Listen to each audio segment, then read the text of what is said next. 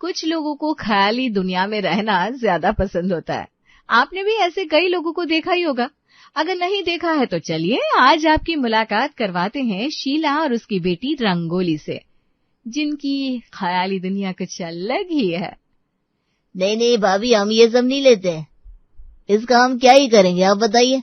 ये टूटी हुई कुर्सी, ये टूटा हुआ बल्ब, आप तो इसे कचरे में ही डाल दीजिए। अरे हम तुझे मौका दे रहे थे, तुम्हें नहीं पता कि ये बल्ब यहाँ का नहीं है? ये हमने उस जगह से लिया है जहाँ कभी सूरज ही नहीं उगता। तूने अंटार्कटिका का नाम सुना है क्या? नहीं भाभी, ये कौन सी जगह है? अरे ये वो जगह है जहाँ कभी सूरज ही नहीं निकलता, इसीलिए वहाँ लोग ये बल्ब का प्रयोग करते हैं। मैंने सोचा इतनी कीमती चीज दे दूंगी तुझे। कोई बात नहीं मम्मी, हम ये कालू कबाड़ वाले को दे देंगे, रहने दीजिए आप भैया। नहीं नहीं नहीं, अगर ये इतना ही कीमती बल्ब है तो हम ले जाएंगे, लेकिन इसके ज्यादा रुपए तो नहीं दे सकते। हमारे पास तो अभी सिर्फ 200 रुपया है बस। अब हम तो ठहरे बड़े दिल वाले। कोई बात नहीं, 200 रुपया ही दे दो, चलो निकालो। ठीक है, ऐसी और कीमती चीजें हो तो हमें जरूर बताइएगा, हम ले जाएंगे। हाँ जरूर। वाह मम्मी, आपने तो कमाल ही कर दिया।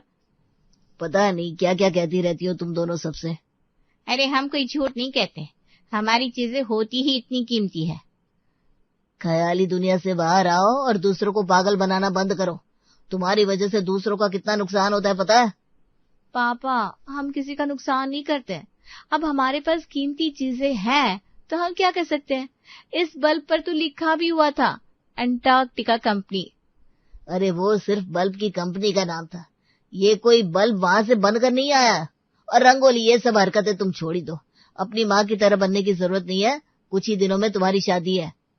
अरे रंगोली बड़ी ही समझदार लड़की है, वो किसे किसे क्या बताना है सब कुछ समझती है। आप उसे उल्टी पट्टी मत पढ़ाइए। मैं उसे सीधे रास्ते पर आने को कह रहा हूँ। पता चला कि ससुराल में भी ख्याली दुनिया में रहकर सब कुछ गुल गोबर करती रहेगी।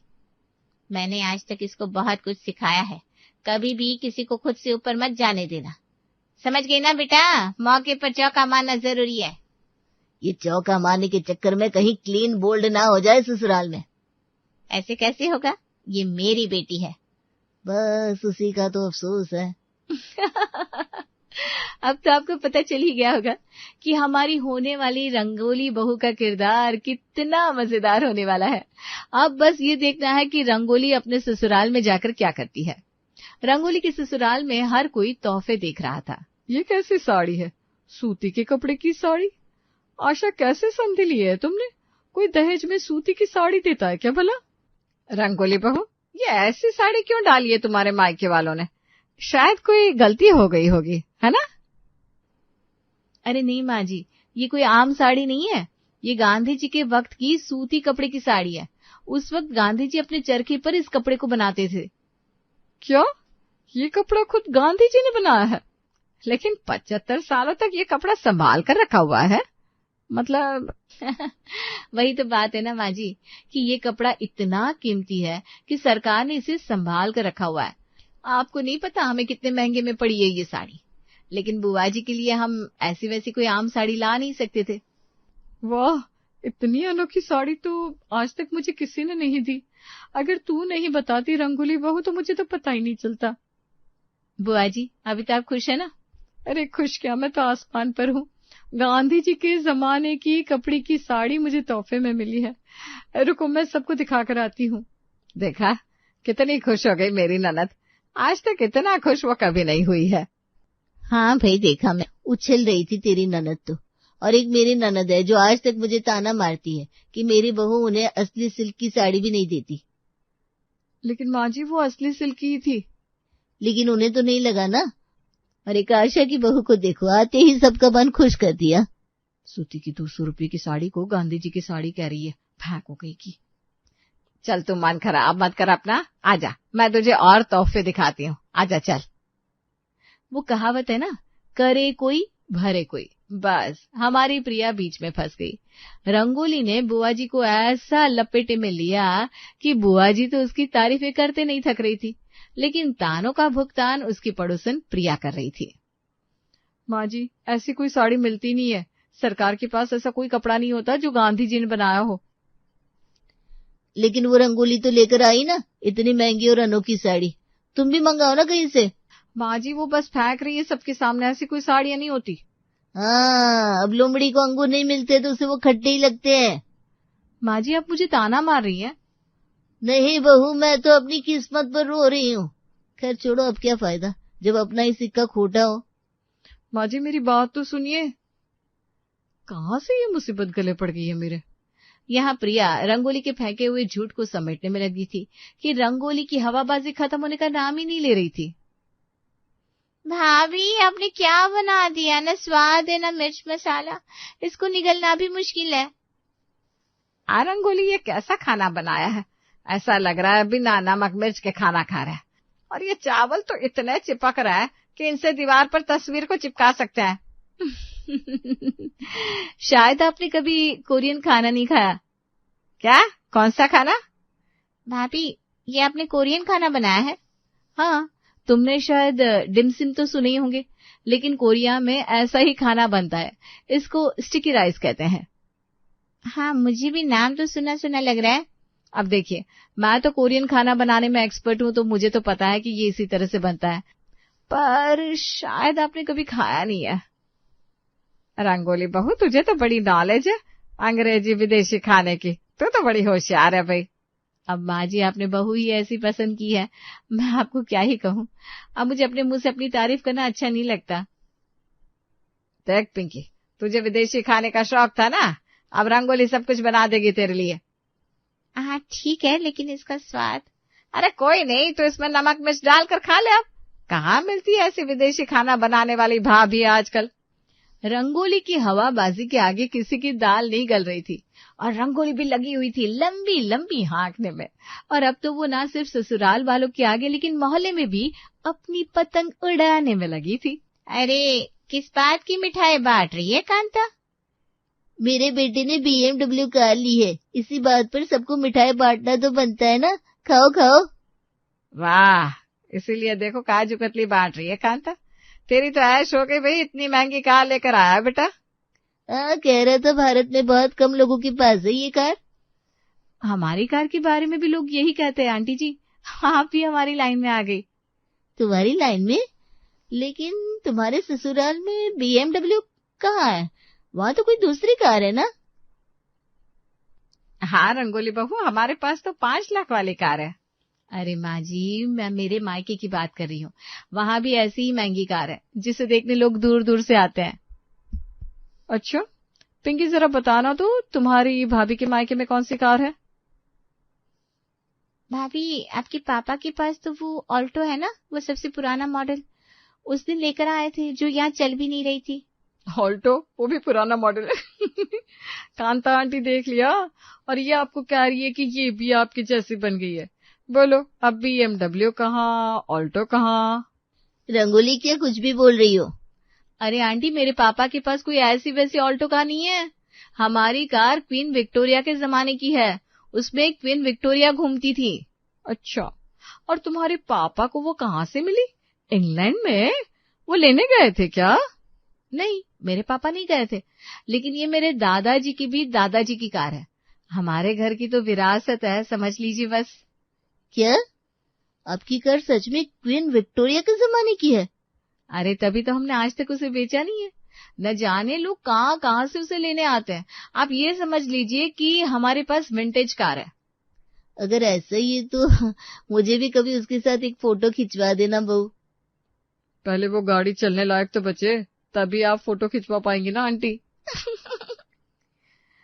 जरूर आंटी, मैं आपको अपनी विंटेज कार में जरूर फोटो खिंचवाऊंगी। कितना फेंकती है, कितना फेंकती है। पता नहीं लोग इसकी बात पर विश्वास कैसे कर लेते हैं। तुम्हें भी अगर फोटो चाहिए तो मेरे मायके आ सकती हो प्रिया।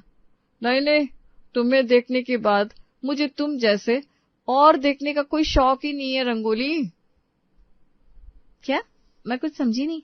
अच्छी बात है, कुछ तो ऐसा है जो तुम्हें समझ में नहीं आया। चलो।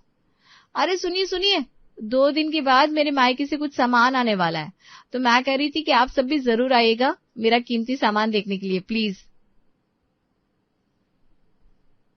अच्छा बहू, क्या क्या आने वाला है? अब आंटी आपको क्या ही बताऊं कि मेरे मम्मी पापा इतनी अनोखी अनोखी साड़ियां जेवर भेजते रहते हैं कि मैं खुद से मुंह से अपनी तारीफ भी नहीं कर सकती। तुम्हारी वो गांधी जी की साड़ी तो मुझे बहुत पसंद आई थी बहू। इस बार तो वो उससे भी कुछ हटके भेजने वाले हैं आंटी जी। कह रहे थे तितली के रंगों से बनी साड़ी भेज रहे हैं। वह तितली के रंगों से बनी? ऐसी साड़ियां तो मैंने कभी सुनी ही नहीं है। तभी तो मैं आप सबसे कह रही हूँ, आप सब आइएगा। क्या नौटंकी है इसकी, और बाकी सबको देखो कैसे उसके झांसे में आ रहे हैं। मैं तो जरूर आऊंगी। मुझे तो मेरे समधियों से ऐसे तोहफे मिलने से रहे, लेकिन कम से कम देख तो सकती हूँ। एक तो मेरी सास, मेरा जीना इन्होंने हराम कर रखा है, और अब घर आकर भी यही सब ताने मारना शुरू कर देंगी। प्रिया को जिस बात का डर था वही हुआ। सविता जैसे ही घर पहुंची वैसे ही उसने रंगोली के मायके के गाने शुरू कर दिए। माँ जी, आपने मेरी मम्मी को फोन किया था? हाँ किया था, क्या हुआ? नहीं कर सकती क्या? माँ जी, लेकिन आप उनसे क्यों कह रही हैं कि वो अनोखी साड़ियां भेजे आपको? अरे मेरा भी तो मन करता है कि मोहल्ले के सामने मैं दिखाऊं कि मेरी बहू को इतनी कीमती साड़ियां मिलती है। माँ जी, मेरी मम्मी को कितना बुरा लगा जब आप उनसे ये बातें कह रही थी तो। अरे मैंने बस अपने मन की बात कही उनसे, और कुछ नहीं कहा। माँ जी, वो जो भी सामान भेजती है वो अच्छे से अच्छा होता है। ये रंगोली बस आपको हवाबाजी कर रही है। दूसरों की अच्छाई किसी से सहन नहीं होती बहू। ठीक है, फिर कल मैं ऐसी साड़ी लेकर आऊंगी जो आज तक किसी ने ना देखी होगी और ना ही रंगोली को पता होगी। फिर देखते हैं कौन आगे है। रंगोली के पास हमेशा ही अनोखा कुछ होता है। ऐसा कुछ हो ही नहीं सकता जो उसे पता ना हो। इसका फैसला हम कल करेंगे। प्रिया के मायके वालों तक जब बात पहुंच गई तब प्रिया से सहन नहीं हुआ, इसलिए उसने फैसला किया कि उसे रंगोली को इस खेल में मात देनी ही होगी। कल मैं ऐसी ऐसी साड़ियां दिखाऊंगी जो उसने आज तक ना सुनी होगी ना देखी होगी। क्वीन विक्टोरिया के जमाने की कार है, गांधी जी की चरखी की साड़ी कह रही है ना। कल मैं देखती हूँ वो मुझे हरा पाती है कि नहीं। ये रे मिल गई। ऐसा क्या मिल गया इसे जो इतना इतरा रही है? लगता है कोई महंगी साड़ी मिली है, लेकिन रंगोली को तो उसके बारे में पता ही होगा। ये तो खामखा ही यूं ही उड़ रही है। प्रिया ने कुछ ऐसा ढूंढा था जो बहुत खास था, और आज सब महिलाएं रंगोली के घर इकट्ठा भी हुई थी, जहां रंगोली उन्हें अपना कीमती सामान दिखाने में लगी थी। देखिए आंटी जी, ये रुमाल है ना, ये हिमालय के पहाड़ों से आता है। देखिए कितना सफेद है। वाह वाह, हिमालय से। देख सविता कैसा है। क्या बात है, तेरा ध्यान दरवाजे पर ही लगा हुआ है। कोई आने वाला है क्या? प्रिया नहीं आई क्या तेरे साथ? अब वो आएंगी भी कैसे? उसे बुरा लग रहा होगा ना कि ये सब उसके पास नहीं है ना आंटी? अरे नहीं, आज तो उसने कहा है कि वो एक ऐसी साड़ी लेकर आने वाली है जिसे देखकर सब लोग हैरान रह जाएंगे। गांधी जी के चरखी की साड़ी से अनोखी क्या ही हो सकती है? हो सकती है रंगोली जी। ये देखिए, ये है गोभी के पत्तों से बनी साड़ी। क्या? गोभी के पत्तों से बनी साड़ी? देखिए आंटी, इसका कपड़ा देखिए कितना मुलायम है, बिल्कुल लग रहा है ना गोभी के पत्तों सा। प्रिया, कितनी सुंदर साड़ी है ये। सच में गोभी के पत्तों से बनी है क्या? मैंने कहा ना माँ जी, मैं एक ऐसी साड़ी लेकर आऊंगी जो आज तक किसी ने देखी नहीं होगी। ये सच में गोभी के पत्तों से बनी है? देखा, रंगोली को भी इसके बारे में नहीं पता। अरे लेकिन ऐसे कैसे गोभी के पत्तों से साड़ी बन सकती है? क्यों? तितली के रंग से साड़ी बन सकती है, तो ये क्यों नहीं बन सकती? प्रिया, तू तो रंगोली से भी 4 गुना आगे निकली बेटा। माँ जी खामखा इस साड़ी को इतनी तवज्जो दे रही हैं। मुझे नहीं लगता कि ये सब्जी से बनी साड़ी है। रंगोली देख जरा, इसका पल्लू बिल्कुल गोभी के पत्तों की तरह नहीं लग रहा? हाँ, इसकी डिजाइन भी बिल्कुल वैसी ही है। देखो तो प्रिया, इस साड़ी के साथ मुझे भी फोटो खिंचवाना है। हाँ हाँ जरूर आंटी, क्यों नहीं। रंगोली, तू एक काम कर, ऐसी साड़ी बोल दे अपने मायके वालों को, मुझे तो ऐसी शुद्ध शाकाहार साड़ियां ही पसंद है। माँ जी, लेकिन ऐसी कोई साड़ी होती नहीं है। जब तेरी बहू ने कहा कि ऑल्टो कार इंग्लैंड की महारानी की है तो हम सबने माना था ना। अब देख, तेरी बहू को ऐसी महंगी साड़ी लानी नहीं है तो नाटक कर रही है। रंगोली बहू, मैं कुछ नहीं जानती, बस ये गोभी के पत्तों की साड़ियां मंगवा दे, मैं और कुछ नहीं जानती हूँ। क्या हुआ रंगोली, फोन पे नहीं मिल रही है क्या साड़ी? तभी तो कहते हैं उतना ही फेंकना चाहिए जितना आप बाद में संभाल पाओ। लगता है रेखा आंटी रंगोली ऐसी कीमती साड़ी अपने मायके तक ही रखना चाहती है, तभी तो आपको नहीं दे रही है। नहीं नहीं माँ जी, ऐसा कुछ भी नहीं है। रंगोली बहू, मुझे तुमसे ऐसी उम्मीद नहीं थी। माँ जी आप मेरी बात तो सुनिए माँ जी। वैसे आपने ये किया कैसे? तुम्हें क्या लगता है मैं भी तुम्हारी भाभी की तरफ फेंक रही हूँ? हाँ, क्योंकि ऐसी कोई साड़ी आती ही नहीं है। नहीं, मैंने एक कंपनी देखी थी जो सब्जियों के छिलकों से कपड़े बनाती है, जो धरती में मिलने के बाद भी जमीन को नुकसान नहीं पहुंचाते। बस मैंने वहीं से ये साड़ी ऑर्डर कर दी। इसका मतलब ये साड़ी सच में गोभी के पत्तों से बनी है? हाँ, ये साड़ी सच में गोभी के पत्तों से ही बनी है, जो बिल्कुल केमिकल फ्री है और पर्यावरण को नुकसान भी नहीं पहुंचाती। फिर तो मुझे भी एक सेल्फी लेने दीजिए। हाँ हाँ जरूर। क्या यार, मजा नहीं आ रहा। ये चिल्लर कमा कमा कर अब मैं थक गया हूँ। अरे कुछ बड़ा हो, जरा एक बढ़िया सा बंगला गाड़ी हो, तब तो जीने का मजा आए। जरा बड़े साहब के ख्वाब तो देखो। अरे जमीन पर रह बेटा, कहाँ आसमान के ख्वाब सजा रहे हो, वो भी दिन दहाड़े। अरे तुम छोटे से किसान हो और सब्जियां बाजार में बेचते हो, और बातें ऐसे कर रहे हो मोटर गाड़ी बंगला।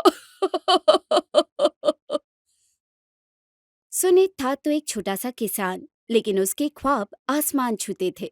हर वक्त तो बस कैसे ज्यादा पैसे कमाए यही सोचने में लगा रहता था। सुन बे गरीब, मुझसे अपनी ये गरीब सोच मत बांट। मुझे नहीं सुननी तेरी बकवास। वो तो मेरे बुढ़ऊ बाप ने मेरी सुनी नहीं और मुझे अपनी ही तरह खेती बाड़ी में लगा दिया, वरना मैं तो आज शहर में कोई बड़ी नौकरी कर रहा होता।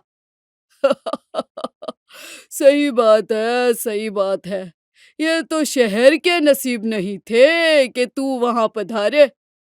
चल कोई नहीं, तू गांव की धरती को ही पावन कर।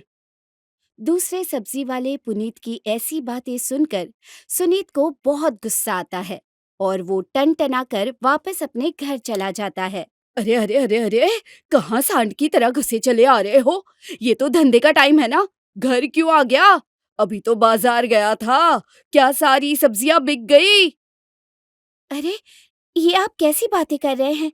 अभी तो बेचारा घर के अंदर पहला ही कदम रख पाया है और आपने उससे ऐसे सवाल पूछने शुरू कर दिए हैं जैसे कि वो कैदी है और आप थानेदार। तुम तो बीच में बोलो ही मत, तुम ही ने इसे सर पर चढ़ा कर रखा हुआ है। हाँ माँ, कोई बीच में मत बोलो, बस इन्हें ही बोलने दो, क्योंकि बोलने का हक तो इस घर में बस इन्हें ही है ना। देखो तो कैसे जबान चलती है इसकी। अब जरा ये भी बता दे कि क्यों आया है घर। अरे क्योंकि ये मेरा घर है और मुझे नहीं जाना सब्जियां बेचने बाकी आम लोगों की तरह। अरे वाह वाह वाह वाह वाह, आम नहीं, ये लाड साहब है। तो बताइए साहब, क्या करेंगे फिर आप जो सबसे हटके होगा? कुछ ना कुछ तो जरूर करूंगा और उस दिन आप मुझसे कुछ भी नहीं कह पाएंगे। आप तो खुशी के मारे चक्कर खाकर गिर ही जाएंगे। इतना बोलकर सुनीत गुस्से में अपने कमरे में चला गया और उसकी पत्नी रीमा उसके पीछे पीछे आई। क्या जी, आप बाबूजी से इतना क्यों लड़ते हैं? ये कोई अच्छी बात नहीं है। अरे वो आपसे बड़े हैं। लो, अब ये आ गई मुझे ज्ञान देने। क्या इस घर में कोई है जो मुझे ज्ञान की जगह एक कप चाय देगा? जी जी जी जी, अभी लाती हूँ। रीमा चाय बनाने चली जाती है और सुनीत अखबार खोलकर पढ़ने लगता है। कुछ भी हो जाए, मैं कोई ना कोई ऐसा तरीका निकाल कर रहूंगा जिससे मैं ज्यादा पैसे कमा सकूं। ये बेकार सी गाजर की खेती मेरे लिए नहीं बनी है। दिन रात वही गाजर बेचो और बस वापस घर आ जाओ। सुनीत अखबार के पन्ने पलट रहा था और तभी उसकी नजर एक पेज पर पड़ी। हैं? ये क्या? शहरी बाजार में हुई हरी गाजर की डिमांड हाई। लोगों ने भर भर के खरीदी हरी गाजर। 1 किलो गाजर बिकी 200 रुपए किलो। क्या? अरे ये क्या है? यहाँ मुझे लोग 1 किलो गाजर के 20 रुपए देने में भी रोते हैं और ये गाजर 200 रुपए किलो है। कैसे? ये लीजिए जी, आपकी चाय। अरे चाय वाय छोड़ो ना रीमा, इधर आओ, बैठो ना। ये देखो अखबार में क्या धांसू चीज लिखी है। अच्छा, लाइए लाइए, देखो तो जरा। ओ हाँ, साड़ी की सेल है। क्या बात है, 1000 रुपए की साड़ी बस 300 में मिलेगी। वाह! अरे इधर लाओ यार, कमाल करती हो तुम भी। सेल नहीं, ये खबर पढ़ो। हैं? हरी गाजर बिकी शहरों में 200 रुपए किलो। ये कैसी गाजर है जी? मैंने तो कभी नहीं देखी। इसका स्वाद अच्छा भी होता होगा क्या? ये शहरों के लोग कुछ भी खाते हैं। वो क्या खाते हैं वो छोड़ो, वो कितने का खा रहे हैं वो देखो ना। इन शहर वालों के पास बहुत पैसा है रीमा, और ये अपनी जेबें खाली करने से पहले सोचते भी नहीं है। हाँ, वो तो ठीक है जी, लेकिन आप क्या सोच रहे हैं? यही कि मैं लाल गाजर की जगह अब से हरी गाजर बेचूं। हैं? लेकिन हमारे खेत में तो सिर्फ लाल गाजर ही उगती है ना। तो क्या हुआ, अब से हरी उगेगी। घड़ी देखो रीमा, उल्टी गिनती शुरू हो गई है। अब हमारे दिन फिरने वाले हैं। इतना कहकर सुनीत झूमता हुआ वापस बाजार निकल गया। अरे अरे, इतनी जल्दी वापस भी आ गए, क्या बात है, बड़े खुश भी लग रहे हो। अरे तुम भी खुश हो जाओगे। आज का अखबार पढ़ा क्या? नहीं भाई, मैंने तो अखबार में सब्जी लपेट कर ग्राहकों को दे दी। वैसे भी मुझे अखबार पढ़ना पसंद नहीं है। हाँ, तभी तो तू ऐसे गरीब का गरीब ही रहेगा। चल छोड़, अब मेरी बात सुन। शहर की एक खबर है जिसमें लोग हरी गाजर बेच रहे हैं और उसके 100 किलो तक दे रहे हैं। अरे दैया रे, इतना ज्यादा। हाँ वही तो, और इसीलिए तो मैं कह रहा हूँ कि चल हम भी ऐसी हरी गाजर बेचते हैं, बहुत फायदा होगा। अरे हमारे दिन फिर जाएंगे। अच्छा, मगर कैसे? चल मेरे साथ, वो घुंघरू सेठ है ना जो शहर तक सब्जियां पहुंचाता है, चल उससे चलकर बात करते हैं, वो ही हमें कोई रास्ता बताएगा। सुनीत अपने साथ पुनीत को घसीटकर घुंघरू सेठ की दुकान पर ले जाता है। सेठ ट्रकों में सब्जियां लदवाने में व्यस्त था। सेठ जी राम राम, हमें आपसे जरूरी बात करनी है। जल्दी बोलो, ज्यादा वक्त ना है मेरे पास, देखते नहीं कितना व्यस्त हूँ। हाँ हाँ सेठ जी, वो हमें हरे गाजर की खेती करनी है शहर में बेचने के लिए, तो कैसे करेंगे? क्या कहा, हरे गाजर की खेती? अरे ये क्या बकवास कर रहे हो, ऐसा भी कहीं होता है क्या? मैंने कहा था ना सुनीत, यहाँ नहीं आना चाहिए था, सब लोग हंसेंगे हम पर, चलना यहाँ से। अरे तू चुप रहना। सेठ जी होता है, बिल्कुल होता है। ये देखिए आज का अखबार, और ये शहर में हरी गाजर वाली खबर पढ़िए। घुंघरू बड़े ध्यान से अखबार की वो खबर पढ़ने लगता है। वाह वाह, लिखा तो है यहाँ, मगर क्या पता ये शहर वाले ये हरी गाजर कहाँ से उगा रहे हैं। हमें तो इसके बारे में कुछ नहीं पता भैया, और फिर इसकी खेती भी तो महंगी होती होगी, तभी तो गाजर के भाव इतने ज्यादा है। अरे ये सब तुम्हारे जैसे गरीब के बस का नहीं है। चलो चलो जाओ यहाँ से। अरे मालिक, हम गरीब हैं, इसीलिए तो आपके पास है। आप ही कुछ रास्ता बताइए, सस्ता और जिससे फायदा होगा। समझ रहे हो सेठ जी, गरीबी को दूर कर दे ऐसा उपाय बताना। बड़े समझदार हो। ठीक है फिर, तुम कल मेरे पास आना और मैं सब तैयारी करके रखूंगा। सुनीत मुस्कुराता हुआ बाहर आ जाता है, लेकिन पुनीत को ये सब बड़ा अजीब लग रहा था। अरे सुनीत, मुझे तेरी और वो घुंघरू सेठ की बात कुछ समझ नहीं आई। आखिर तुम दोनों करने क्या वाले हो? और ऐसी क्या बात थी जो मेरे समझ में नहीं आई? क्योंकि हर बात अगर तेरी समझ में भी आ जाए तो तुझ में और मुझ में क्या अंतर रहेगा दोस्त? अब छोड़ इतना दिमाग लगाना और तू कल खुद ही समझ जाएगा पुनीत। चिंता मत कर, अब चल। सुनीत पुनीत को समझा देता है और फिर अगले दिन सुबह सुबह दोनों फिर से घुंघरू सेठ के पास पहुंच जाते हैं और घुंघरू उन्हें देखकर कहता है, अरे आओ आओ मेरी हरी गाजरों। सेठ जी, आपको देखकर तो लग रहा है कि रास्ता मिल गया है, तभी आपने इतना खुश होकर हमारा स्वागत किया है, क्यों है ना? हाँ हाँ। अरे मेरे पास कोई टेढ़े कामों के लिए ऐसे आए और मैं उसे खाली हाथ लौटा दूं, ये मेरे उसूलों के खिलाफ है। बस इसीलिए तो मैं पूरे गांव में आपके पास आया। मैं जानता था कि आप मुझे निराश नहीं करेंगे। तो बताइए, क्या तरकीब सोची है आपने? ये देखो, ये रहा लाल गाजर को हरा बनाने वाला जादुई केमिकल। इसे खेतों में डालो और 2 दिन में सारी गाजरें हरी हो जाएंगी और फिर शहर में तो ये गाजर हजारों में बिकेगी। क्या? केमिकल? और फिर ये तो सेहत के लिए बहुत खराब होगा ना, तो हम इसका इस्तेमाल कैसे कर सकते हैं? एक तरीके से ये धोखा ही हुआ ना कि हमने लोगों से कहा कि हरी गाजर खाओ, वो सेहत के लिए अच्छी है, मगर असलियत में ये और ज्यादा नुकसान देने वाली है। क्या पुनीत, ये कैसी बातें कर रहा है तू? ऐसे बनेगा तू अमीर, और ऐसे तो तू जहाँ है वहीं रह जाएगा। अरे यार सुनीत, ये तो सब गलत है ना। तू गलत काम करके अमीर क्यों बनना चाहता है? अरे तेरा दिमाग फिर गया है क्या पुनीत? ये हरी गाजर तुझे खानी है क्या? नहीं ना?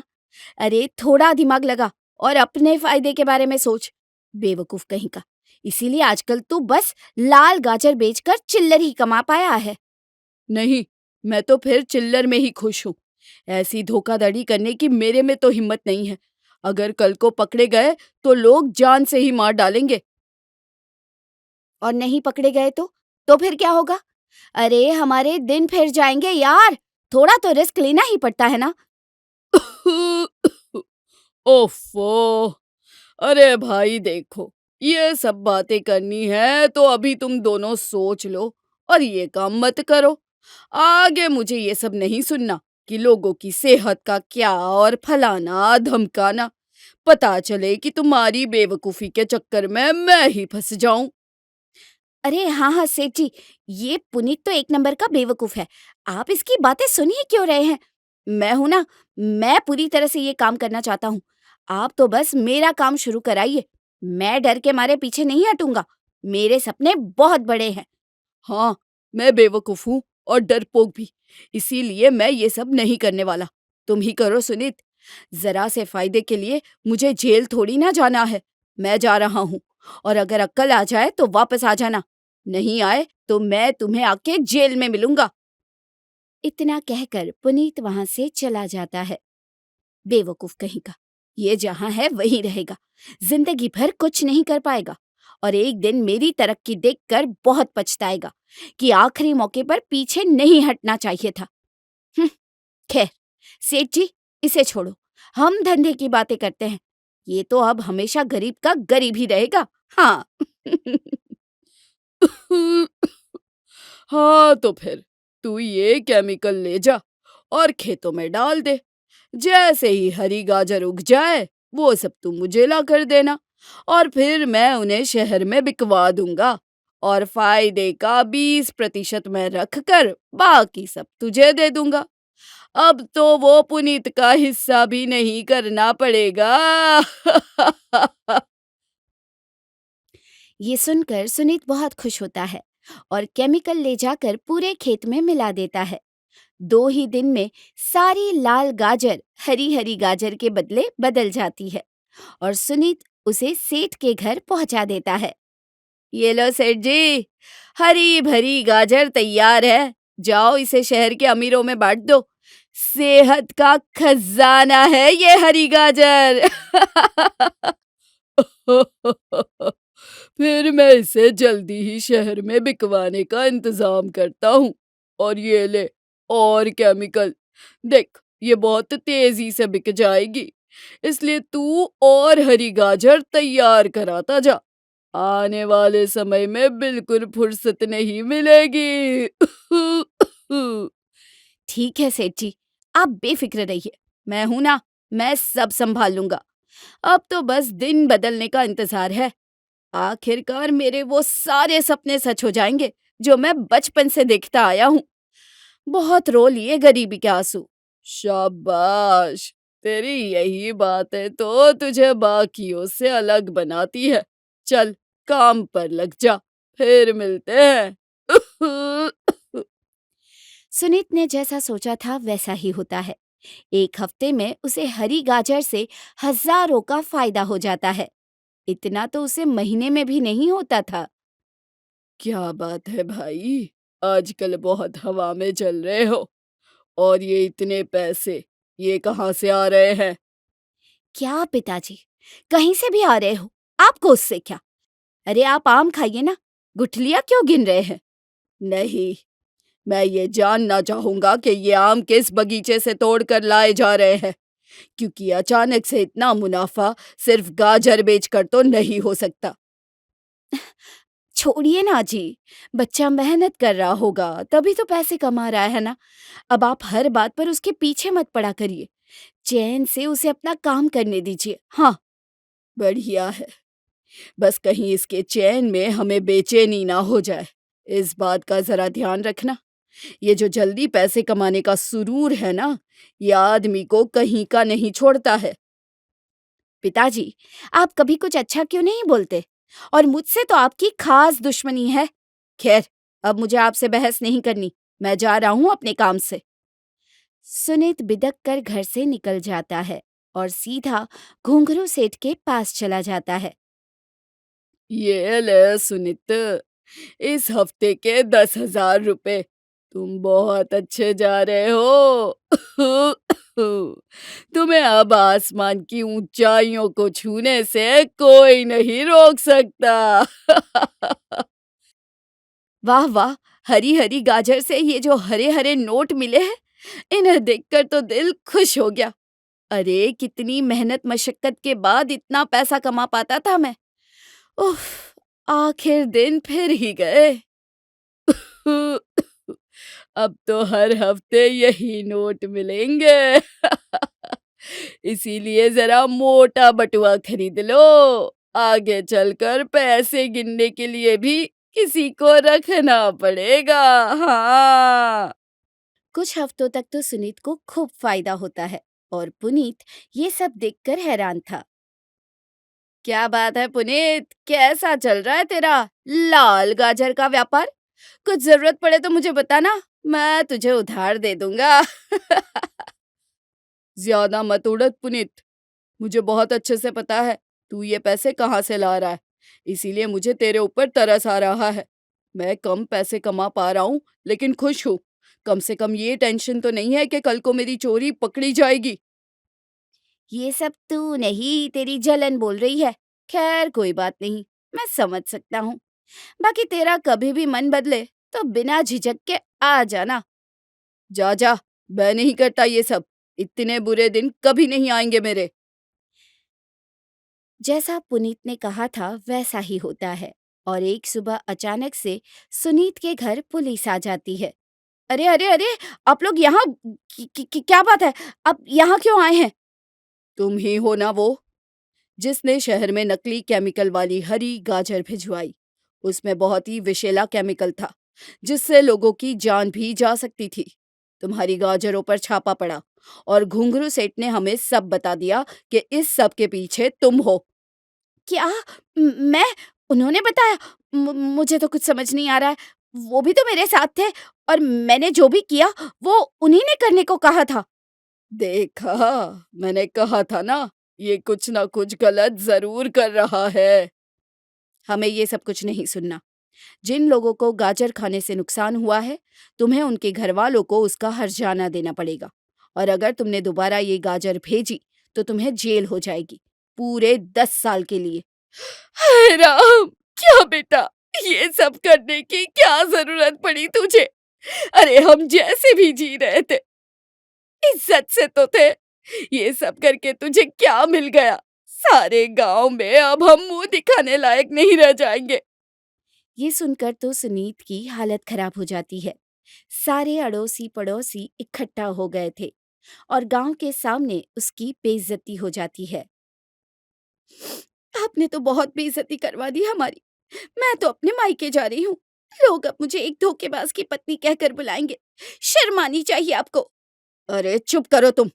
साहब, मुझे माफ कर दीजिए साहब, दोबारा ऐसा कभी नहीं होगा। मुझसे भूल हो गई। मैंने लालच में आकर बहुत बड़ी भूल कर दी। अब ऐसा दोबारा कभी नहीं होगा साहब। सुनीत बहुत गिड़गिड़ाता है और इस सब के चक्कर में सुनीत को पुलिस वालों को पूरे 50,000 देने पड़ते हैं। इतना तो उसका फायदा भी नहीं हुआ था जितना नुकसान हो जाता है। आखिर में वो अपना सर पकड़कर बैठ जाता है और तभी वहां पर पुनीत आता है। कहा था ना दोस्त मैंने, ये सबसे अच्छा तो अपनी लाल गाजर की खेती ही करता। अब वो केमिकल डालने से तेरे खेत भी बर्बाद हो गए। पर तू फिक्र मत कर, जब तक सब ठीक नहीं होता तुम मेरे साथ काम कर ले, और अब दोबारा कभी रास्ता मत भटकना। तेरा शुक्रिया दोस्त, इस मुश्किल वक्त में तूने मेरा साथ दिया। अब मैं कभी गलत रास्ते पर भूल कर भी कदम नहीं रखूंगा और शायद तभी मेरे घर वाले मुझे माफ करेंगे। दोनों एक दूसरे को गले लगाते हैं और सुनीत फिर से इज्जत रिपीट और सुनीत फिर से इज्जत और ईमानदारी से काम शुरू कर देता है।